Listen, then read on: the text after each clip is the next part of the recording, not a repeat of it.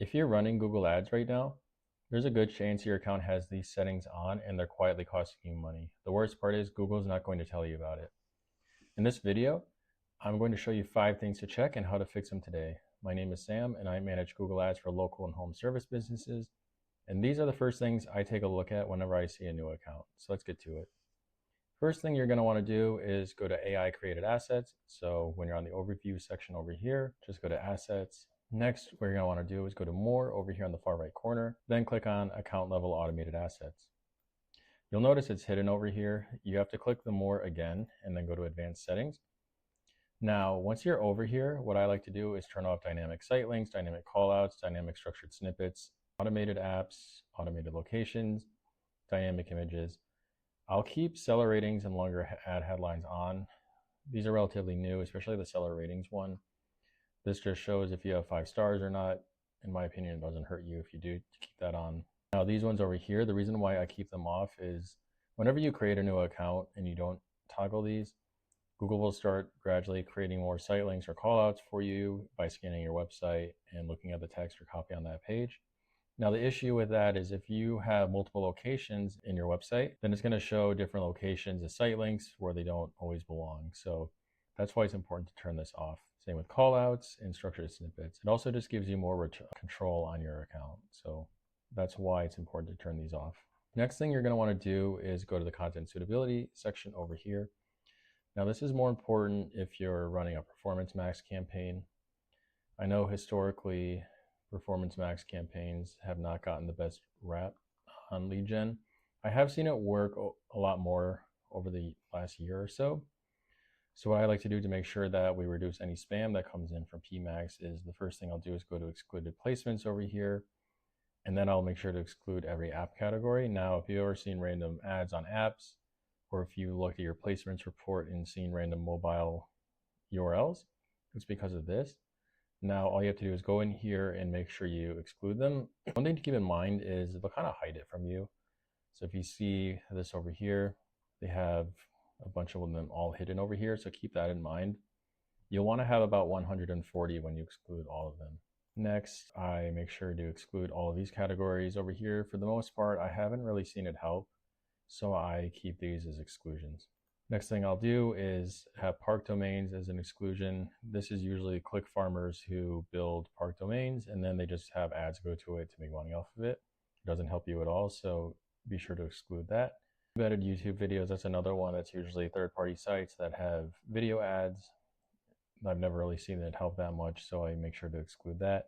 Live streaming, similar. If you're watching a live stream, you're probably not going to be a qualified conversion. I usually exclude all these as well. And then for good measure, I also keep it at limited inventory. Next thing we're going to want to do is go to the conversion settings. Once you're at the conversion settings, you'll want to make sure you're not double counting conversions. Usually this is mostly for lead gen. If you're doing e-commerce, then it makes more sense to count every conversion. For lead gen though, I would make sure it's always one conversion unless there's a special reason why. Now in order to make sure that you are only doing one conversion, you'll just click on the conversion action. Then you're going to want to go to count right over here, make sure it's one conversion. Usually if you're building these conversion actions on Google Ads, it'll automatically default to one conversion. If you're importing GA4 or Google Analytics 4 conversions, I have seen it default to every conversion. So those ones you want to be extra careful of and make sure that it's showing up properly there. Another thing you can do to ensure that you're not double counting is check the repeat rate. Now in order to do that, go to view all conversion actions over here. You'll see the repeat rate right over here. If it's not on yours automatically, you'll go to columns, then go to edit columns, go to performance, or you can type it in and you'll see the repeat rate right over here. You want to make sure it's around 1. If it's 2 or 3, something or even higher, that means that the same person is completing the same conversion action over and over again, and they're being counted as multiple conversions. Next thing that we'll want to do is take a look at the location asset. And this is a case-by-case basis. If you have an address, this is more important to you. In this case, this particular client does not have a location. However, even with that, we can still show what to look out for. So when you connect your location asset to the Google Ads over here, next thing you're going to want to do is make sure that only that particular location is showing up. Oftentimes, if you have multiple locations connected to a single Google Business profile, I've seen instances where if you have a campaign for location A, you might see location C or B or D, E, F all show up over here. Now, the way to make sure that's not happening is to go over here to create location group. And then what you're going to want to do is make your custom location group for your specific area. Now, again, in this example, this client doesn't have a location. That's why we don't see it there. You have to have an address to show up. You'll click new location group. You'll search for the location that you're wanting to have on that specific campaign, and then you'll name it. I usually just name it after the location. Once you do that, you should be good to go. Lastly, you'll want to make sure search partners and display network are turned off, as well as the location targeting settings. So in order to do that, you'll go to each particular campaign. You'll hit the widget right over here to settings. Once you're in settings, you'll want to take a look at the networks right over here. Make sure that search network and display network are turned off. I've almost never seen it work on anybody who has had search partners. That's usually where job seekers and other random spam leads come from. So I would make sure to turn it off over here. Next thing you're going to want to do is scroll down, and then you're going to go to the location settings over here.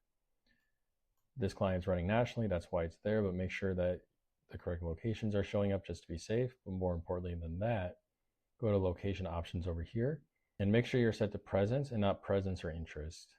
The reason for that is if you have presence or interest, then anyone who has an interest in that area, for example, if you're running ads in city A and somebody in city B types home services in city A, there's a decent chance that your ads are going to show up even though you're in a different city and you're not even targeting it.